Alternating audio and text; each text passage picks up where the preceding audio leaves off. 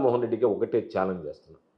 నీది నీతి నిజాయితీతో కూడినటువంటి బ్రతుకే అయితే నేను అనుకోవడంలే, నువ్వు నీతి నిజాయితీతో కూడినటువంటి బ్రతుకుతున్నావని నేను అనుకోవడంలే. ఒకవేళ నీకు అనిపిస్తే నీతి నిజాయితీతో కూడినటువంటి బ్రతుకే అనిపిస్తే, లేదు నీతి నిజాయితీగా బ్రతికేటువంటి వాడే అసెంబ్లీకి రావాలనేటువంటి ఆలోచన ఈరోజు అయ్యన్న పాత్రుడు చేస్తే, నువ్వు చెప్పినటువంటివి నా మీద 18 అక్రమ కేసులు పెట్టారు అన్నాడు.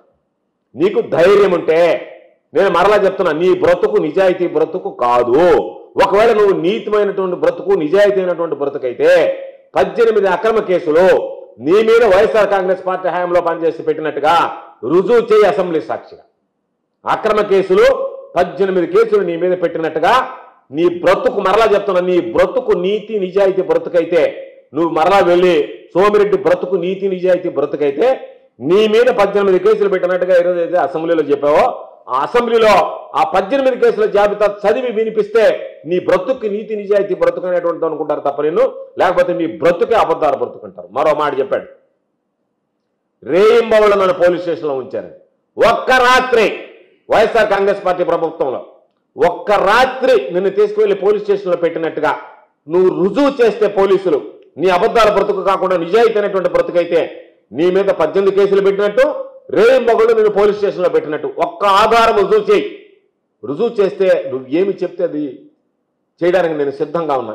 మా సవాళ్ళను నువ్వు స్వీకరించి ఏదో మామూలుగా అసెంబ్లీలో మైకిస్తే ఎగిరి ఎగిరి ఎగిరి ఎగిరి మాట్లాడటం కాదు. నీకు నీతి నిజాయితీ ఉంటే నేను చెప్పినటువంటి మాట నిలబడి అసెంబ్లీలో మరలా ఇంకో మాట చెప్పాడు, నా మీద కేసులు పెట్టారు, నా సొంత స్థలం పాపమంట అన్ని ఆస్తులు పోగొట్టుకున్నాడు రాజకీయాలు. దరిద్రుడా, నిన్న కాక మొన్న ఇక్కడ ఆఫీసు కొన్నావు, కూతురికి హైదరాబాద్లో లేఅవుట్ వాళ్ళ దగ్గర డబ్బులు తీసుకుని విల్లా కొనిచ్చావు, ఆస్తులు కూడబెట్టుకునేటువంటి నువ్వు రాజకీయాల్లో ఆస్తులు పోగొట్టుకున్నావా? 2 ఎకరాల 30 సెంట్లు అమ్ముకుంటే దాని మీద నాన్ బెయిలబుల్ కేసు పెట్టి కూర్చోబెట్టారని నేను ఏది చెప్తున్నా. నువ్వు నా మీద పోలీసులు కేసు నమోదు చేశారు 2 ఎకరాల 30 సెంట్లు. దాని విషయం కూడా చెప్తా. దాని విషయం ఏంది, ఏం జరిగింది? పాపం నువ్వు వెనక ఉన్నటువంటి బీడు పొలం, రోడ్డుకి వెనక పక్కన ఉన్నటువంటి స్థలం కొని అదే సర్వే నెంబర్లో రోడ్డు పక్కన ఉండేటువంటి ఖరీదైనటువంటి స్థలాన్ని అమ్మేసి 2 ఎకరాల 30 సెంట్లు. ఆ యజమాని ఎవరైతే ఉన్నారో 2 ఎకరాల 30 సెంట్లకు సంబంధించినటువంటి యజమాని సివిల్ కోర్టుకు వెళ్ళాడు, క్రిమినల్ పిటిషన్ వేశారు. అయ్యా, నాకు సంబంధించినటువంటి ఈ స్థలాన్ని దొంగతనంగా మంత్రిగా ఉండి సోమిరెడ్డి ఈయన అమ్ముకు తిన్నాడు అని చెప్పి, నువ్వు ఊళ్ళోడు సొత్తుకు పుట్టినటువంటి వాడివే కదా, ఊళ్ళోడి దగ్గర కొట్టుకు తినేవాడివే కదా, కాబట్టి నా దగ్గర ఈ స్థలాన్ని కొట్టేయడానికి ప్లాన్ చేసిన అది రిజిస్టర్ చేసి నువ్వు 2 ఎకరాల 30 సెంట్లు నీకు అనుకుంటే సబ్ డివిజన్ కాలేదని ముందు పక్క ఉన్నటువంటి స్థలాన్ని రిజిస్టర్ చేస్తే అతను కోర్టుకు వెళితే కోర్టు డైరెక్షన్ ఇచ్చింది ఏమని, దీని మీద విచారణ జరిపి మీరు కేసు నమోదు చేసి విచారణ జరపండి అని. దాని మీద నీ మీద కేసు బుక్ అయింది. నీలాంటి అర్భకుడి మీద, పిచ్చుక మీద బ్రహ్మాస్త్రలాగా నీలాంటి వాడి మీద పోలీసు కేసులు పెట్టి నిన్ను ఏదో చేయాల్సినటువంటి అవసరం ఏమొచ్చింది? అసలు నిన్ను మనిషిగానే లెక్క చేయనటువంటి మేము నిన్ను మనిషిగానే గుర్తించినటువంటి నిన్ను 5 సంవత్సరాల్లో నీ మీద అంతా రేయింబగుళ్ళు ఏ రోజు ఏ రాత్రి ఏ పొగలు నిన్ను పెట్టారు చెప్పు. ఏది నీ మీద ఉన్నటువంటి 18 కేసులు ఒకసారి చదివి వినిపించు. వైఎస్ఆర్ కాంగ్రెస్ పార్టీలు నీ మీద పెట్టినటువంటి కేసులు. అదేవిధంగా 2 ఎకరాల 30 సెంట్లకు సంబంధించి పోలీసులు కేసు పెట్టారా? నువ్వు అక్రమంగా వేరే వాళ్ళ పొలం అమ్మకు చూస్తే వాళ్ళు వెళ్ళి కోర్టుకు వెళ్ళి నీ మీద కేసు కట్టించారా? నీ మీద కేసు కట్టించాలనేటువంటి ఆలోచన వైఎస్ఆర్ కాంగ్రెస్ పార్టీలు ఎవరికి లేదు. నిన్ను ఆ విధంగా ఆ స్థాయిలో నేను ఊహించలేదు మేము. ఎక్కడో వెళ్ళిపోయావు, బెంగళూరు హైదరాబాద్లో ఉండేటువంటి వాడు, నువ్వు నెల్లూరులో లేనటువంటి వాడి మీద నీ మీద కేసులు పెట్టడం ఏంది? కాబట్టి ఆ 2 ఎకరాల 30 సెంట్ల మీద నా మీద కేసు పెట్టారంటే ఊళ్ళో స్థలం అమ్మనుకున్నావు కాబట్టి వాళ్ళు కోర్టుకు వెళ్ళి నీ మీద కేసు నమోదు చేయించారు, పోలీసులు కేసు నమోదు చేయాలి. కావాలంటే రేపు దానికి సంబంధించినటువంటి కాగితాలు నేను మరలా ఛాలెంజ్ విసురుతున్నా. 2 ఎకరాల 30 సెంట్లకు సంబంధించి కోర్టుకు వెళ్తే కోర్టు కేసు పెట్టమనుందా, లేదు నేరుగా పోలీసులు కేసు పెట్టారా? పాపం ఆయన్ని 2 బస్సుల్లో హిజ్రాల పోయి రుస్తుమైన దగ్గర ఉంటే 2 పిల్లలు చాలు నేను పడను ఒకడానికి. 2 పిల్లలు కంటే దిక్కు లేదు, లేని కూడా లేవు. 400-500 మంది రౌడీలు పోయారండి. హిజ్రాల్ నీ మీదకి ఎందుకు వచ్చారో చెప్తే ఇంటిని దాడి చచ్చిపోతావు నువ్వు బయట. ఇజ్రాయలు నీ మీదకి ఎందుకు దాడి చేశారనేటువంటి విషయం కానీ బయట వస్తే ఓ డబ్బా ఇంటిని దాడి చచ్చిపోతావు. నేను బతకను కూడా బతకలేవు నువ్వు సమాజంలో, ఎందుకు చేసావు ఆ తప్పులని నేను. వాళ్ళు ఏదో నీ మీద నువ్వు చేసినటువంటి తప్పులకు నీ దగ్గరికి వస్తే ఆడ ఉన్నాడు 11 దొరకడం లేదు ఎక్కడికి ఉన్నాడంట అని చెప్పి ఆయన మీద కంటే ఇజ్రాయల్ ఒక 200 మంది అంట, 2 బస్సులో 200 మంది రౌడీలు అంట. 400 మంది కావాలా?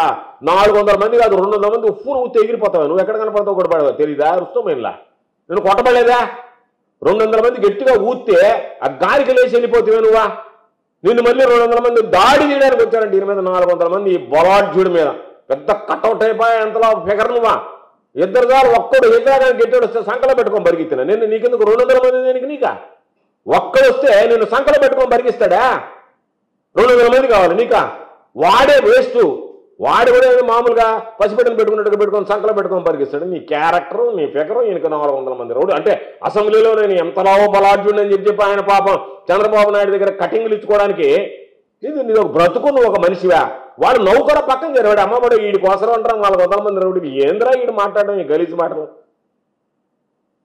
ఆయనకు సంబంధించినటువంటి దాంట్లో 400 మంది హెజరాలు రౌడీలు వచ్చారంట ఆయన సత్యాగ్రహ దీక్ష దేనికి సత్యాగ్రహ దీక్ష అది కూడా చెప్పాలి రుస్తుం మైన్లో పాపం అక్కడ ఉన్నటువంటి దేవుడు తోలకపోవడానికి నీ దగ్గరికి వచ్చాడు దాంట్లో నువ్వు వాటా అడిగావు వాడు నీకు వాటా ఇవ్వలేదని వాడేదో అక్కడ ఉన్నటువంటి లూజు తోలుకుంటున్నాడని ఆ రోజు అధికారులు అందరూ వెళ్ళి నీవేదో కంప్లైంట్ ఇస్తే రిపోర్ట్ కూడా రాశారు ఇక్కడ కొంత మంది ఎవడన్నా ఇక్కడ ఉన్నటువంటి తోలుకుపోతున్నారని చెప్తే వాళ్ళ దగ్గర బేరమడి నీది ఒక బ్రతుక క్వాడ్జికింత నాకు టన్నుకింత తీయండి అని చెప్తే వాడు ఈ లేదని సత్యాగ్రహ దీక్ష చేపట్టినటువంటి వాడు అసలు దానికి మైనింగ్ పర్మిషన్ లేదు ఏమీ లేదు ఆ రోజు పోలీసు వెళ్ళింది వెంటనే దాన్ని ఎవడో అక్కడ ఉన్నటువంటి వాళ్ళు తవరలించుతా పోతే దాన్ని ఆపేశారు తవ్వినటువంటి ఆ రోజు మైనింగ్ కూడా జరగలేదు ఆయన అంటే డంపర్లు అని ఏ ఫోటోలు చూపించు నువ్వు తీసినటువంటి డంపర్లు నువ్వు తీసినటువంటి ఏదో చెప్పో 18, 16 అని చెప్పి ఏడకి పోయినా కూడా ఒక కెమెరా ఎత్తుకొని పోతా ఉండవు కదా నీకన్నా ముందు బటన్ కెమెరా ఒకటి పెట్టుకొని పోతున్నావు కదా భయానికి ఏదో చూపిస్తే సరిపోద్ది కాబట్టి నువ్వు ఏదన్నా ఉంటే వాళ్ళకి సంబంధించినటువంటి దాంట్లో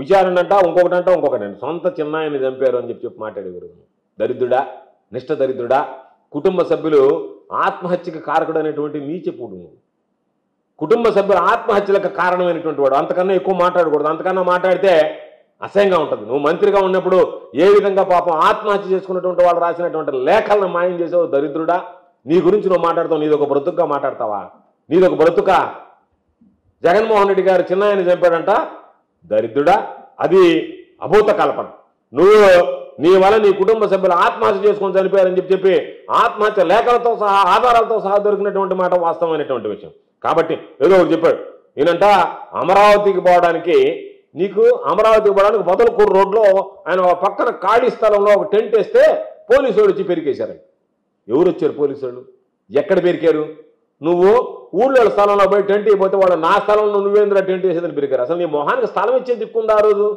ఎవడు అసలు నువ్వు పోయి అడిగితే ఆమర్తోరానికి లేదు నువ్వు మా దగ్గర కూడా రాబాకని చెప్పి నేను తరివి కొడతా ఉంటే ఆయన దారిలో పోయే వాడికి నీకు పోయి ఏం చెప్పాలా నాకు గతి లేదు నేను టెంట్ వేసుకోలేకపోయానని చెప్పుకోవడానికి సిగ్గుమాలి వాళ్ళందరికీ ఏమో చెప్పు ఇక్కడ గోవర్ధన్ రెడ్డి ఆపించాడు అందువల్ల ఎవరు ఈలేదు అని చెప్పి మాట్లాడావు నీకు ఆ శక్తి లేకపోయా స్తోమత లేకపోయా స్థాయి లేకపోయా దాన్ని చెప్పు నాకు శక్తి లేదు నా బ్రతుకు అట్లాంటిది నాకు స్థాయి లేదని చెప్పు నీకు శక్తి స్థాయి స్తోమత లేకుండా ఆ పార్టీలోనంట అమరావతి వాళ్ళందరికీ తీసుకుపోయి రోడ్డు మీద భోజనం చేశారంట అక్కడ నీకెవడు స్థలం ఇస్తానన్నాడు చెప్పు ఈరోజు చెప్పా ఎవడు స్థలం ఇస్తానని చెప్పు ఈరోజు హైదరాబాద్ ఉన్న వాళ్ళ మీద కేసు పెట్టి అంత లేదు విషయం బయటకు కొడుతుంది నీ విషయం ఎంత బయటకు వస్తుంది నువ్వేందుకు చెప్పావు కదా 400 మంది హైదరాబాద్ రౌడీల మీద హైదరాబాద్ మీద కేసు పెట్టి నీ బ్రతుకు బయటకు వస్తుంది రెడీగా ఇంటిని డబ్బా కొన్ని కేసు పెట్టు ఎందుకంటే నువ్వు తట్టుకోలేవు నాకు తెలిసి నీకు ఎంత నీచమైనటువంటి బ్రతుకైనా ఆ విషయం బయటకు వస్తే నువ్వు తట్టుకోలేవు